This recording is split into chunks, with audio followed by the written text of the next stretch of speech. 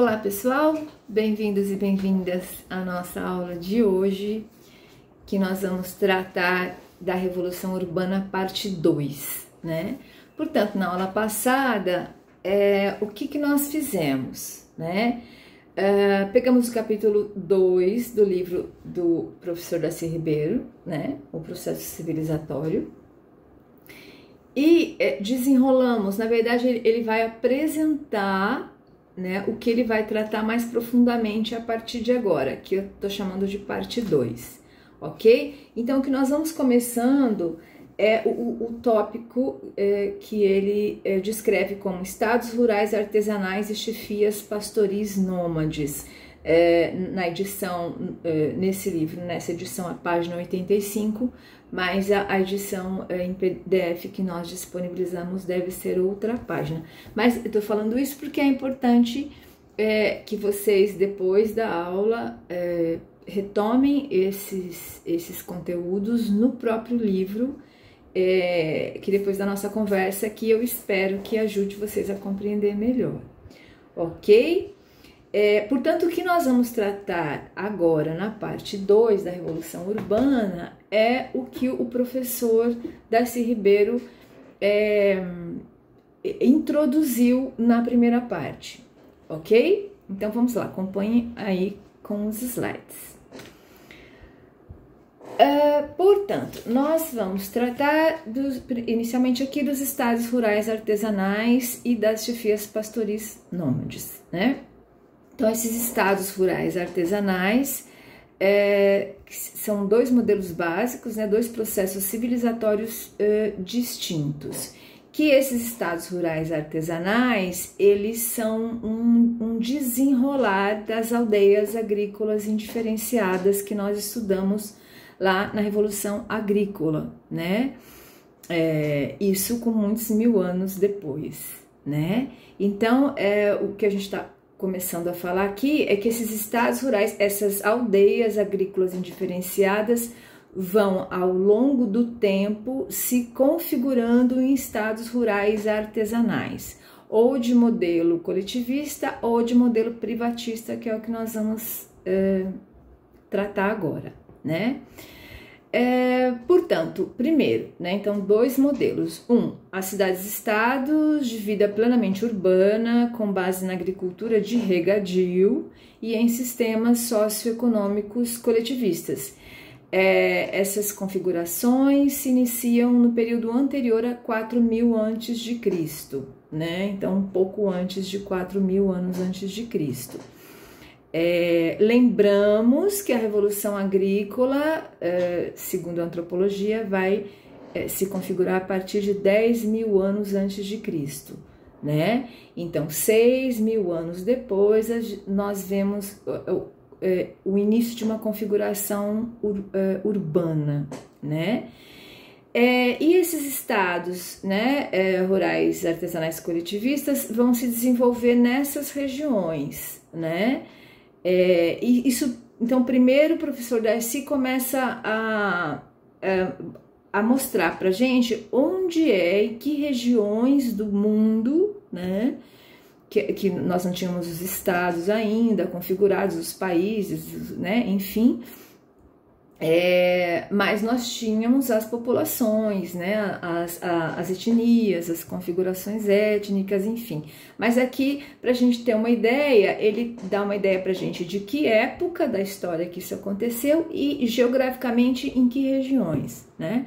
Portanto, essas cidades-estados desse modelo mais coletivista, que nós vamos ver do que se trata, foram se configurando na Mesopotâmia, no Egito, na Índia, na China, na Transcaucásia, que hoje é a região da Armênia, Geórgia e Azerbaijão, né? Isso antes de Cristo. E na era cristã, esse EC, né, a era cristã, que vai contar a partir lá do nosso calendário cristão do ano zero, que nós já vimos isso também.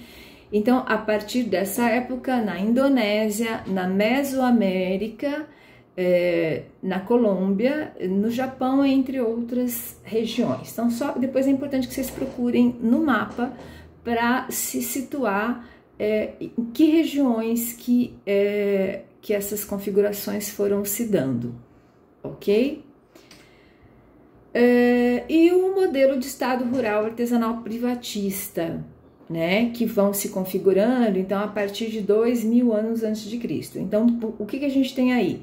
Que as aldeias agrícolas indiferenciadas, inicialmente, elas vão se configurando em estados rurais artesanais coletivistas, né? E 2000 anos depois, vão, então, se configurando em estados rurais privatistas, né? Não todas as organizações, mas parte dela, né? Então, parte continua nessa organização coletivista e parte vai se configurando nessa organização privatista, que a gente vai estudar daqui a pouco, né? O que uma se diferencia da outra, que tem a ver com a propriedade privada, né?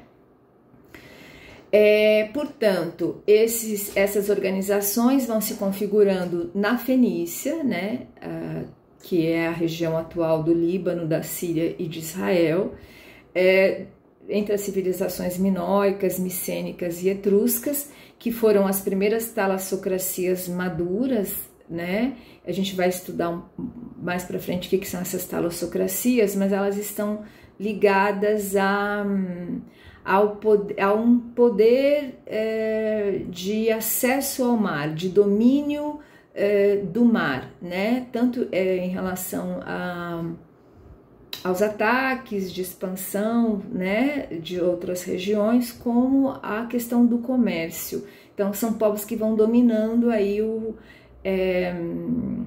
mar, né? Isso aqui são as talassocracias. Também esses estados rurais vão se organizar, de modelo privatista, vão se organizando também em Atenas, né, na Grécia, em Roma, o estado sacerdotal judaico também, algumas regiões da Ásia Central, a Rússia e vários reinos africanos, né? E temos também as chefias pastoris nômades, que é um terceiro processo civilizatório, né, que vai herdar. Então, da mesma maneira como os estados rurais artesanais, tanto privatista como coletivista, foram esse desenrolar daquelas organizações das aldeias agrícolas indiferenciadas, né? Lembram, indiferenciadas porque não tinha classes.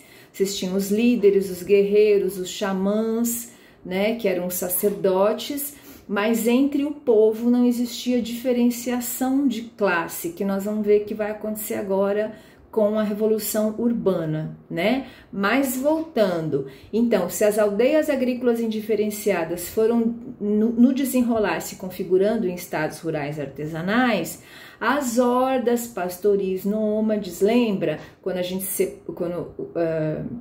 separou-se, né? O lide com a terra, né? A plantação, enfim, da criação dos animais. Então foram separados, então deram aí origem a duas maneiras de ser, duas organizações culturais, socioculturais, né? Que no trato com a agricultura, no trato com o pastoreio.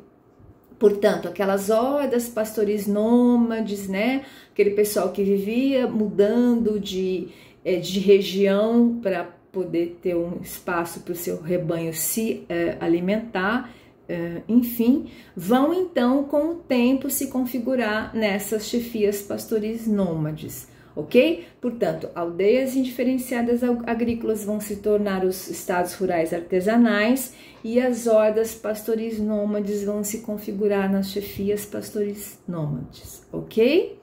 Portanto, as chefias pastoris nômades é o terceiro processo civilizatório provocado pela Revolução Urbana, correspondente à expansão experimentada pelas hordas pastoris, deu lugar às chefias pastoris a partir de 1750 a.C., portanto, ainda um tempo depois do Estado rural coletivista, né? Que regiões, que povos que desenvolveram, então, esse processo civilizatório, né? Os Ixos, Hitistas e Cassitas, que eram os povos de areia, os povos do deserto, né, os povos que dominavam aquela região. Lembra, porque criavam animais de grande porte, os cavalos, os camelos, enfim. Então, eram povos que conseguiam se transportar, conseguiam, enfim, ultrapassar os desertos, por exemplo, né? Porque a gente vai ver que os povos eles vão se desenvolvendo em regiões X e Y, né? Mas tem algumas regiões que são mais de difícil acesso, né? Então, por exemplo, no continente africano, o deserto do Saara, por exemplo, você tinha ali reinos que iam se desenvolvendo e que ninguém conhecia justamente porque estavam protegidos por essa área desértica, né? Mas esses povos, por conta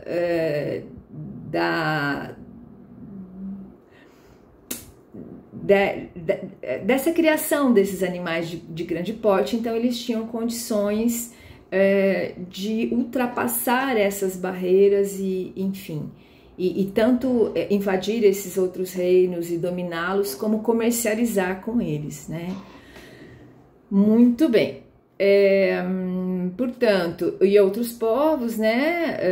Então, esses povos que se lançaram sobre as civilizações egípcia e mesopotâmica, povos ários, citas e hunos que avançaram sobre as civilizações orientais, os celtas e os escandinavos que atacaram a civilização romana e os árabes, berberes e mongóis. Isso é uma questão interessante que a gente vai ver lá mais na frente, né? Mas que são esses jeitos diferentes de ser, portanto, os estados rurais que vão sedentarizar essas populações contra essas chefias pastoris nômades que nunca se sedentarizaram, né, por conta justamente dos seus rebanhos, elas tinham sempre que estar mudando de lugar. Então, fisicamente, culturalmente, vão se tornando civilizações muito diferentes, né? Portanto, essas chefias pastoris nômades são mais suscetíveis à guerra, porque são povos que estão sempre mudando de lugar, são povos que estão sempre fisicamente trabalhando de uma forma que vão lá na frente, são os povos que vão invadir esses estados rurais que vão se sedentarizando. Ok? Mas vamos ver isso mais lá na frente. Portanto, próximo slide. A Revolução Urbana, atuando através desses três processos civilizatórios, portanto, com modelos distintos de organização sociopolítica, provocou, além da separação das sociedades em conteúdos rurais e urbanos, a emergência de duas formas diferentes de vida rural: a rural artesanal e a pastoril, né? Portanto, até aqui o que vimos, né? Então, essa revolução urbana, ela vai, além de separar, né, que ela vai criando as cidades, claro, não da forma como a gente conhece hoje, ainda numa forma muito rudimentar, mas vai organizando as pessoas nesse modelo citadino, né? E então, além de dividir cidade, né, população urbana e população rural, ainda vai dividir a população rural em rural artesanal e rural pastoril, ok? Então, são duas configurações, né, a artesanal, a rural e a pastoril, que congregam singularidades que as diversificam culturalmente, mas seguem unificadas como estilos de vida que se opõem ao estilo de vida citadino. Então, o que isso quer dizer aqui? Né? Que apesar de elas serem diferentes entre si, né, a rural, a artesanal, que vai cuidar da agricultura, da manufatura de objetos, de artefatos, enfim, muito diferente da pastoril, né? Porque obviamente é uma vida de cuidar de animais de pequeno porte, cuidar da terra, lavrar a terra, colher e tal, e fabricar objetos, é uma vida que tem uma rotina X. E uma outra vida que é de cuidar dos animais de grande porte, de reprodução desses animais, de domesticação desses animais, e a própria necessidade de estar mudando constantemente de lugar. Então, são duas populações que vivem no campo, mas que têm estilos de vida completamente diferentes, né? Mas mesmo sendo diferentes entre si, elas se opõem completamente ao modelo das cidades, ao modelo de quem vive na zona urbana, né? Portanto, se opõem ao estilo de vida citadino, né, das cidades. Uniformidade dos respectivos sistemas adaptativos, feição comum que se sobressai entre todas as suas variedades de línguas e de costumes, né? Então, até hoje a gente vê isso, né? A diferença da rotina, a diferença do estilo de vestir, a diferença do estilo de falar, né, das populações que vivem na área rural, que trabalham com a terra, com os animais, enfim, e da população que vive estritamente na cidade, né? Ok? Continuando. Os dois modelos básicos de estados rurais, o coletivista e privatista, configuram-se com o surgimento de unidades políticas supracomunitárias. Essas unidades supracomunitárias são o quê?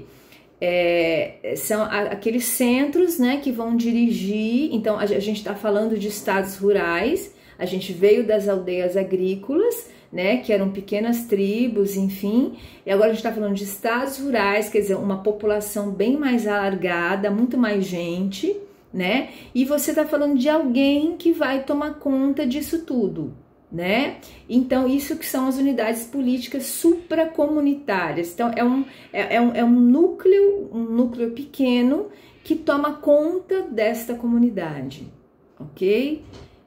Que vai crescendo cada vez mais, né? Portanto, esses estados rurais se configuram com o surgimento das unidades políticas supracomunitárias como centros de poder instalados em cidades que dominam populações rurais muito maiores do que elas, né?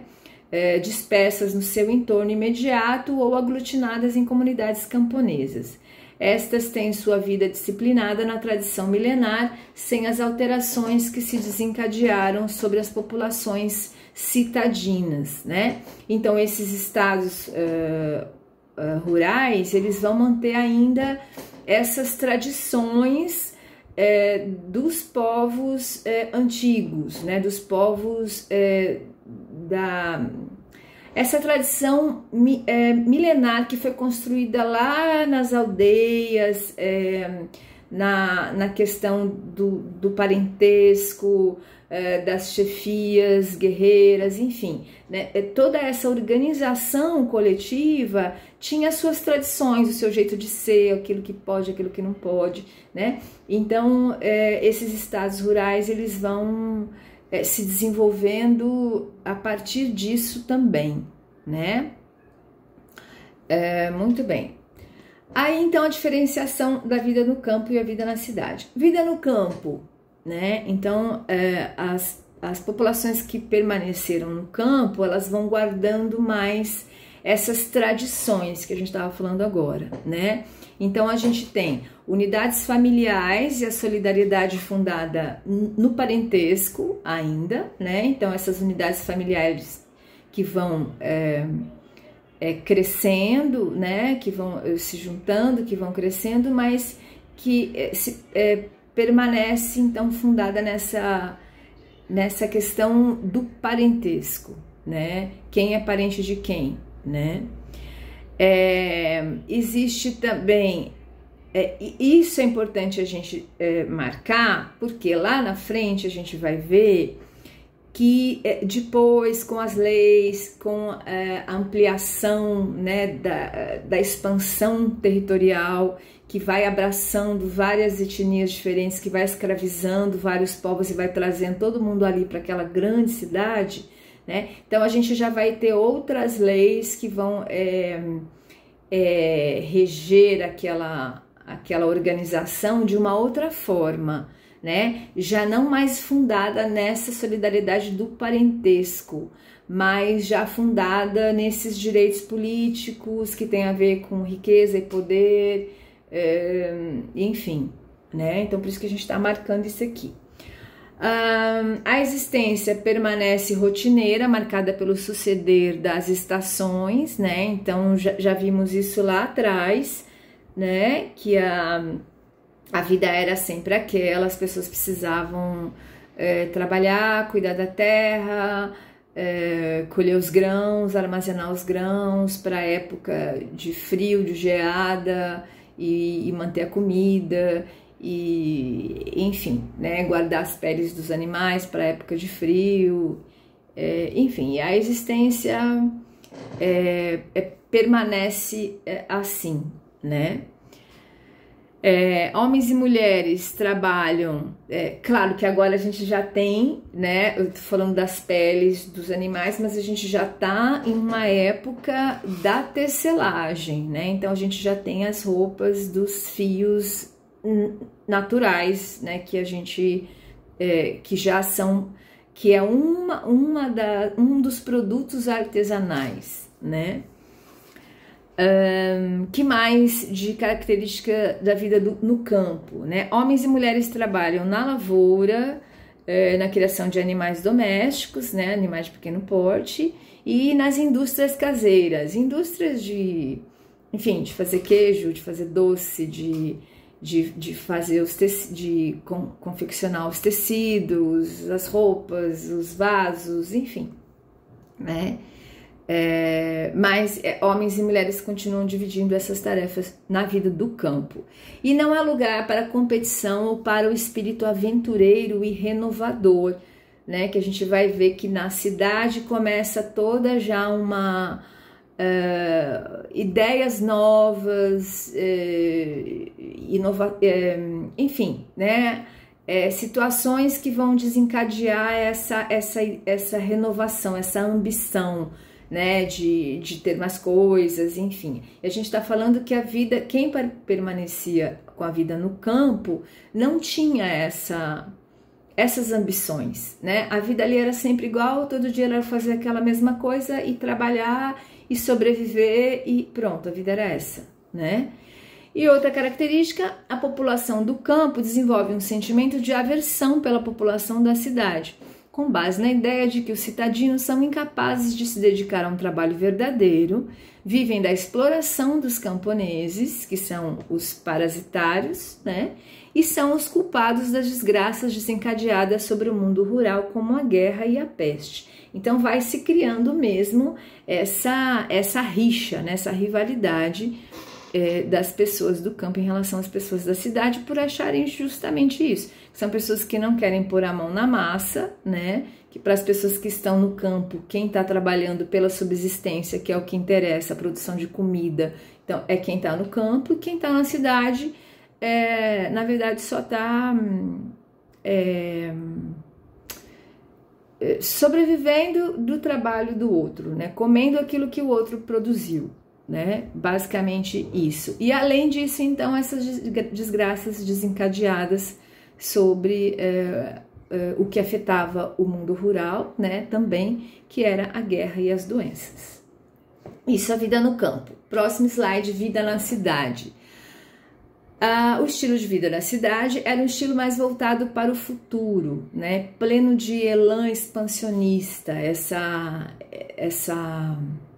esse ímpeto, né, de expandir, de dominar outras terras, de essa ambição de justamente quando os povos invadem as outras terras, eles vão tomar toda a riqueza daqueles povos dominados e vão escravizar aqueles povos, né? Então, ambição nesse sentido, também ambição em relação ao comércio, né? O que era apenas escambo, né? Aquelas trocas, começa a virar um comércio mesmo, né?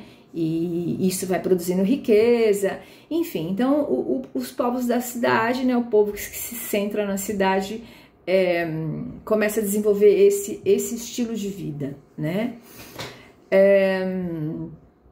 Informado por um saber explícito que, conquanto deificador da tradição, permite o cultivo de certo espírito de indagação. O que isso quer dizer? Né? Quer dizer que por mais que essas pessoas nessa época guardem essas tradições, né, que são milenares, né, mas a vida na cidade, as trocas enfim, com outros grupos, vai permitindo as pessoas se perguntarem, mas será que isso é assim mesmo? Será que isso foi assim? Ou será que contaram desse jeito? Será que não tem um outro jeito de fazer isso, né? Então, a vida na cidade, por conta dessas trocas de informações, dessas trocas culturais, principalmente porque as cidades vão se ampliando e vão trazendo para dentro delas cada vez mais os povos que vão sendo dominados, né? E que vão trazendo a sua cultura, o seu jeito de fazer as coisas, as suas descobertas, né? Então, essa grande troca de informações, né, de cultura, vai permitindo esse espírito de indagação. Outra característica da vida na cidade, uma mobilidade social maior estimula a competição pelo controle das fontes de riqueza, de poder e de prestígio, né? Porque as pessoas que estão na cidade estão mais voltadas mesmo para as relações dos mercadores, para outras questões de poder, nas cidades que vão se centrar esses parasitários, né, que são os soldados. Parasitários, lembrando, né, que parasitários, na visão da antropologia, não é a pessoa que não faz nada, né, é a pessoa que não produz, né, não só alimento, mas artefatos que são úteis, né? Então, que no caso são os soldados, os comerciantes que vão pegar aquela mercadoria e vender e ganhar dinheiro com aquilo, os sacerdotes, né? Então, esses são os parasitários que vivem nas cidades, né? Portanto, existe ali uma condição de competir por poder e prestígio, por riqueza, enfim, né?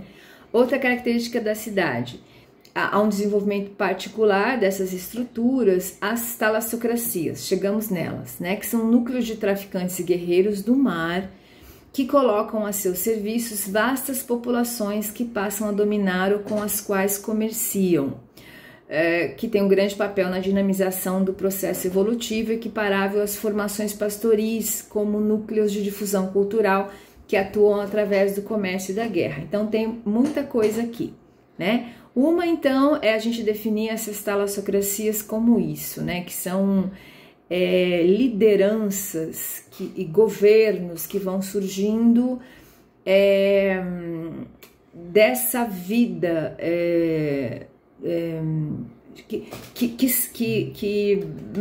que são desenvolvidas principalmente nas regiões próximas do mar, obviamente, né?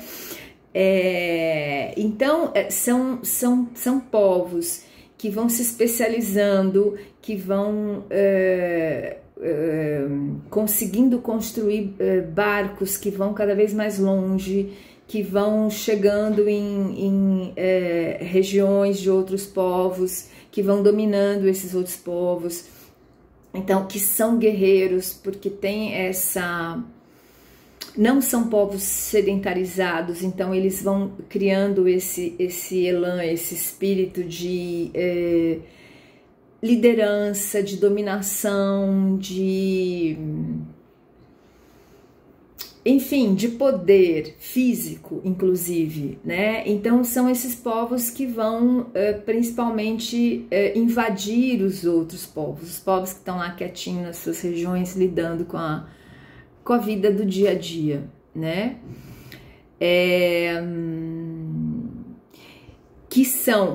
Que além, então, essa vida desses traficantes, né, desses guerreiros do mar, ela é uma via de mão dupla, né? Ela serve para invasão, para dominação, para expansão dos seus territórios, quanto para comerciar os seus produtos, né? Porque o acesso ao mar vai permitir que eles se especializem na construção desses barcos, desses veleiros, enfim, dessas coisas que flutuam, e isso vai promover isso. Quem por acaso assistiu aquela série dos... quando lembrar, eu falo. Dos Vikings, né? Essa série é uma série que mostra muito isso, né? Que justamente eles têm ali acesso ao mar, eles são os povos da Escandinávia, se eu não estou enganada, e eles vão construindo, um deles diz, olha, a gente precisa navegar para o oeste, alguém fala, não, para o oeste não tem nada, né? Porque eles não tinham os mapas, enfim, toda a noção de continentes que a gente tem hoje. E aí, mas eles conseguem fabricar barcos, e aí eles vão, invadem as outras terras e vão chegando então da Escandinávia na Inglaterra, né, daquela época, mas já na era cristã, né? Aí eles vão dominando, vão invadindo as igrejas, pegando todas aqueles castiçais, tudo que a igreja tinha de valor, né, eles vão tomando. Mas assim, estou falando da série, né, porque é interessante a gente ver justamente como é que esses povos do mar, né, eles... como é que era a cultura deles, né, enfim...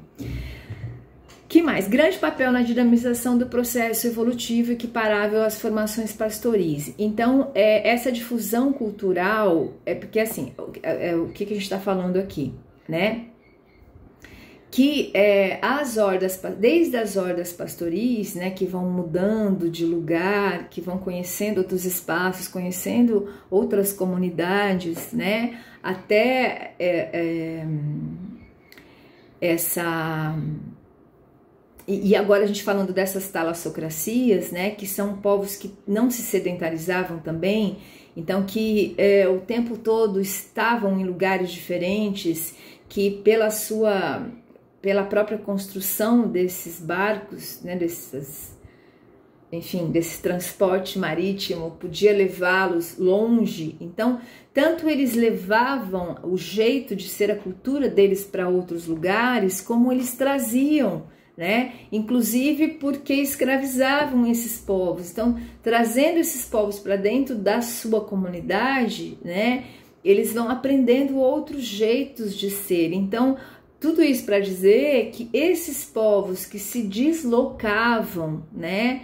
Que são esses povos pastoris e as talassocracias, os guerreiros do mar, como os povos do deserto, né? Que são povos que não ficavam no lugar, mas estavam sempre em lugares diferentes. Então, eles é que foram os grandes responsáveis, né? Por essa difusão cultural, né? E quando a gente fala na produção das tecnologias, né? Como a própria escrita, a escrita ela não surgiu porque alguém inventou a escrita, mas ela surgiu justamente a partir da criação de várias maneiras que os diferentes povos foram desenvolvendo para registrar aquilo que elas precisavam registrar, né? Só que o que foi interessante nesse processo como nos outros é justamente essas trocas. um fazia de um jeito, aí o outro conhecia esse jeito, olha, mas a minha comunidade faz assim, aí depois de um tempo aquilo ia para um outro lugar, olha, isso chegou assim, olha, mas a gente pode mudar isso e fazer assim. Então foram essas trocas entre esses diversos povos que foi, então, promovendo essa difusão cultural, né, ao longo do tempo e facilitando o que nós entendemos como civilização hoje, né? Próximo slide. Chefias pastoris nômades. Então, quais são as características então, dessas civilizações, dessa organização, né? Então, as chefias pastoris nômades são condicionadas ao atendimento dos seus rebanhos transumantes que precisam o tempo inteiro estar se deslocando, né? E jamais chegaram a se sedentarizar. Outra característica, a rotina de vida mais uniforme em núcleos sociais menores e mais isolados, né? Então, não foram populações que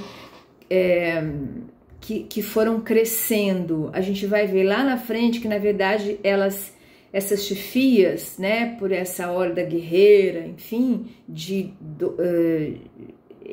guerreiros, enfim, por essa característica, né, elas vão dominar povos que já se instalaram, que já se organizaram, né? Mas as chefias pastoris mesmo eram grupos menores, grupos pequenos e isolados e que viviam se mudando. Um sistema alternado de trabalho, né, que pedia um grande esforço e depois largos períodos de recuperação e não dão lugar a uma estamentação rígida. Então, esses povos, quando se deslocavam principalmente, né, precisavam trabalhar muito, né, já falamos disso, né, para derrubar as árvores, para estabelecer um espaço para os seus rebanhos, para construir o próprio lugar onde eles iam morar, para organizar os seus alimentos, enfim, tudo isso dá muito trabalho, né? Mas isso tudo é por um tempo X, né? Quando aquilo já está tudo organizado, ele só tem que esperar o rebanho se alimentar e crescer e se reproduzir. Então, nesse tempo, ele não tem muita coisa para fazer, né? Então, isso que são esses largos períodos de recuperação. E ele não dão lugar para estamentação, né? Para estar... enfim... próximo item, a mobilidade que os animais de montaria asseguram, somado ao espírito aventureiro que desenvolvem, imprime um estilo peculiar de vida, além de certas qualidades como agressividade, coragem e honra, que os fazem opostos ao campesinato. Então, aquilo que a gente falou, são populações muito diferentes das populações que vivem no campo lidando com a terra, né? E por terem acesso a esses animais de grande porte que eles podem montar, são animais que eles vão vender, né, justamente para os estados rurais, que são animais que vão ser usados com os arados, né, como para lidar com esse arado como transporte, enfim. Mas como eles têm acesso a esses animais, isso, além de eles se utilizarem desses animais, ainda da venda, do comércio desses animais, somado a esse espírito aventureiro que ele se desenvolve justamente porque ele não tem a vida acomodadinha, né? Ele fica um tempo nessa região, daqui a pouco ele precisa procurar outro lugar. E muitas vezes o lugar que ele vai precisar para o rebanho dele está ocupado ali por uma aldeia.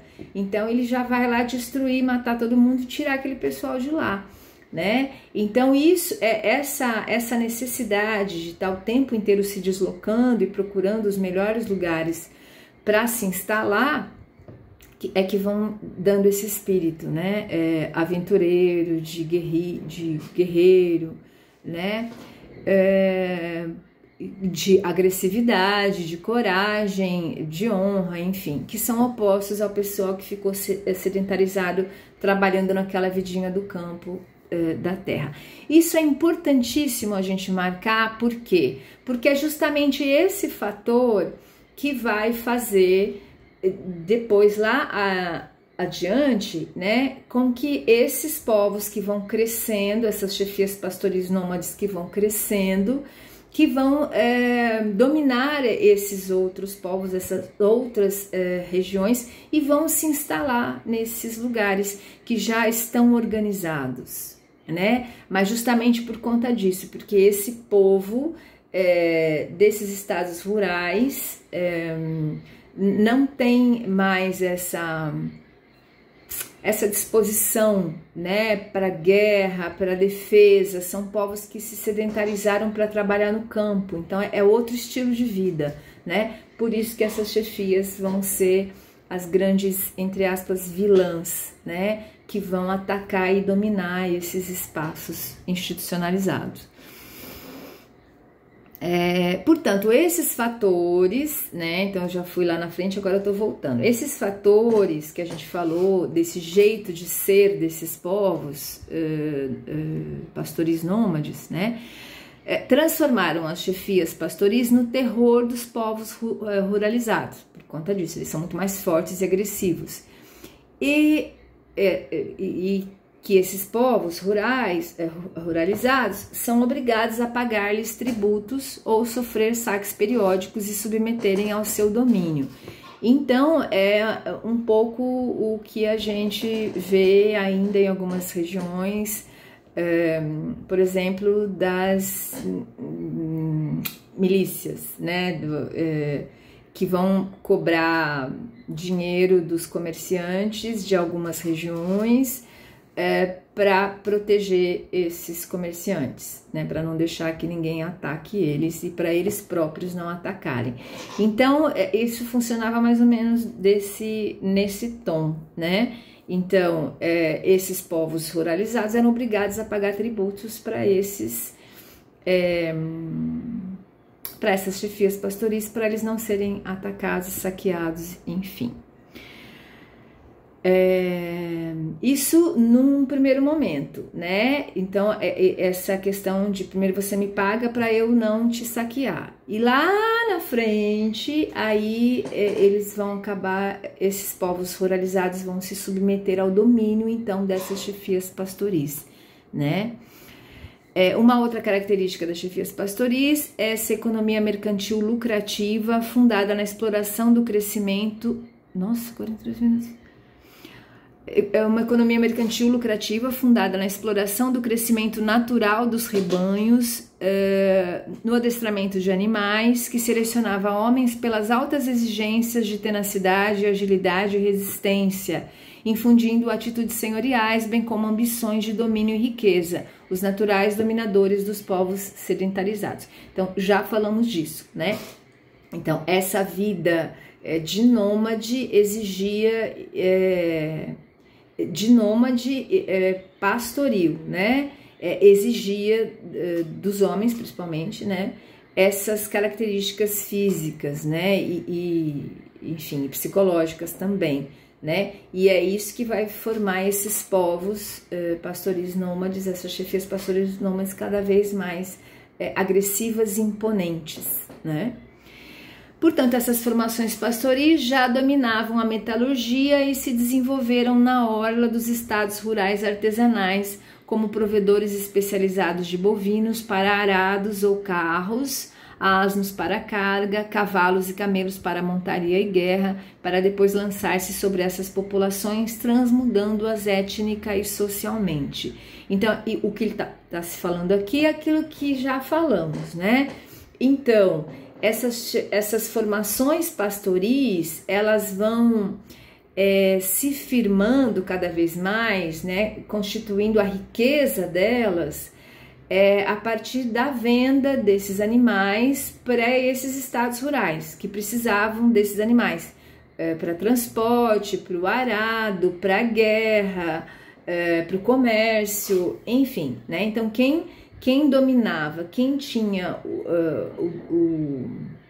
a produção, entre aspas, desses animais eram as chefias pastoris nômades. Então eles vendiam esses animais, né, eles comerciavam com esses estados rurais.